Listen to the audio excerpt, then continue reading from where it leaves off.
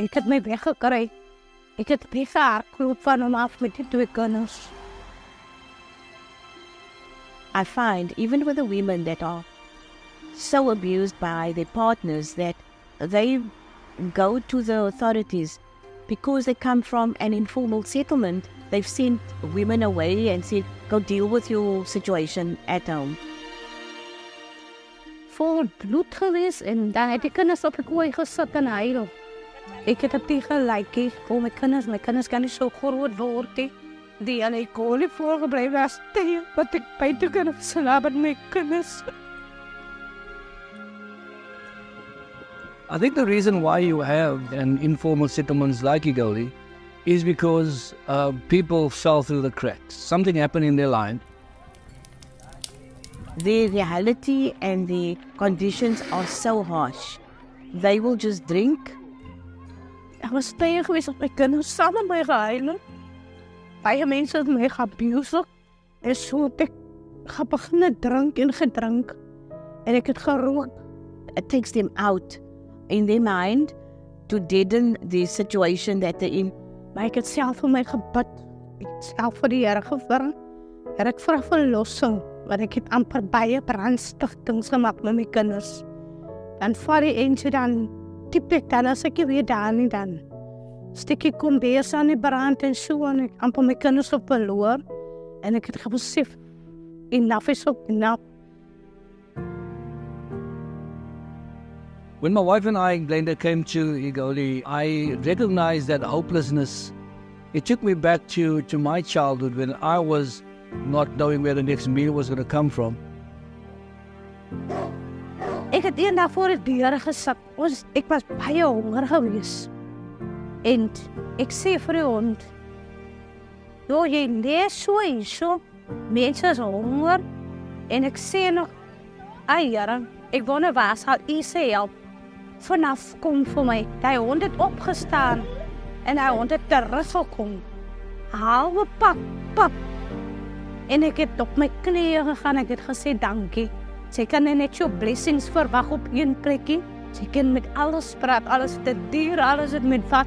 Maar die Here kom vir jou deur. En daar het ek geweet dat die Here is lief vir my.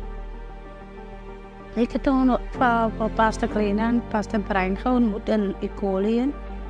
Ek het elke keer pap gaan haal by hulle. En dis het papas as het brood en sop. I've seen the value and the impact of generosity extended to someone that is in need. Even though you have to sometimes put your hand in your own pocket and do it, but I will do it again by thinking on how it changed their lives as a family. Pastor Kleine en Pastor Brian het vir my noedels gegee. Ek het na die mense huise toe gegaan en ek het dit gaan verkoop. En die geld wat ek gemaak het ek vir my 'n kers gekoop en ek het lampolie gekoop en iets om te eet vir die kinders. When I saw how people lived in this community, Annalise is just one example. There was rodents in the house, she had small children, and because of the filth around them, that is what attracted the rodents. These rodents were running over the children. It was really not a good environment to raise children. Ek kan nie slaap nie want die rotte, hulle plaag ons en 'n groot rotte. Hulle eet my kinders se kos en ek is bang hulle eet my kinders. Ryk mense is gelukkig as die arme mense. En ek hou nie eens om in Egoli te bly nie. En ek dink altyd om te huis kan net ons kraan op kan maak of kraan gaan huis. Myself and Glenda decided that we had to do something about the situation. And we decided whenever we had extra cash, we would build a proper structure for Annalise. When we visited the USA, there were people who gave us some money, and we decided to use this money to build a structure for Annalise. It's a simple structure, but it was something that was life-changing for her and her family. She was pregnant, about to give birth. We realized that this woman can't go back to that same house, the rat-infested house, with a small baby. And so we also realized that it would cost about 20,000 Rand to build her a structure, because we were also saying that we are not going to get second-hand corrugated iron sheets and windows second-hand stuff. We want to lay a foundation and build something on there so that the rats could not come into the place. When Annalise came home, she was so overwhelmed.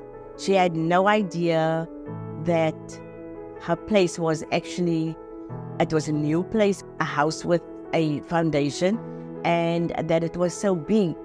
In my traan gestort, toe ek kan dankbaar wees, want ek het dit verwag nie. Vanuit 'n klein plekjie uit 'n groot plek, en die sal vir my daai plekjie aangebied het.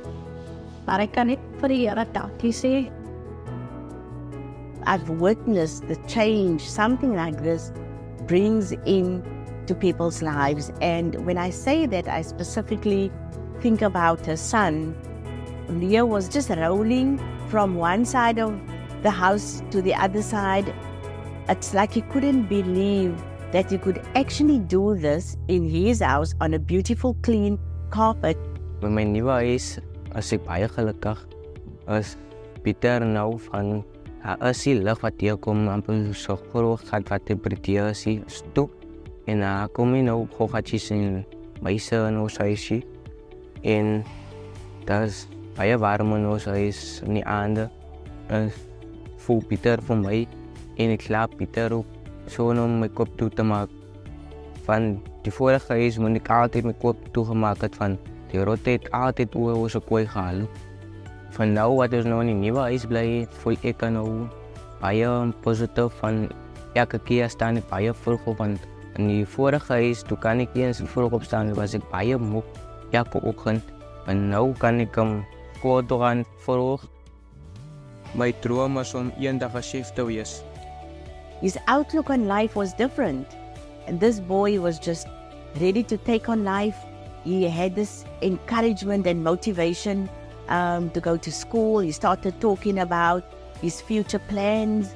Had challenges in school academically, but he signed up in a new school and he became active in helping out in the church. Ek help in die kerk op 'n maandag, kos uitdeel vir die mense, en op 'n woensdag wat ek help. En op 'n sondag pak ons die stoele uit en hy help ek vir Fabian vir hom om die sound te set. My kinders se nuwe baie verander, en ek dou tyd plek het. Hulle is nie weer soos eers wat hulle gewees het nie. En hulle kan ook baie, en so ek is baie proud op die huis wat ek in is. I will do it again just by thinking on how it changed their lives as a family. En my verlange is om in 'n kombuis te werk, om te leer om koekies en brood te bak. The little baby, who is now just over a year old, can freely crawl around in a place that it's not rat infested or anything like that. The amazing thing about this also is that Annalise's house has become a beacon. She's so proud of her house.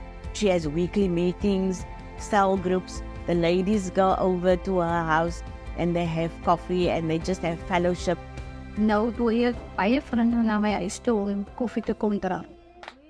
Ek kan voel as jy omchoos in my huis, en as die gees van die Here beweeg in die huis.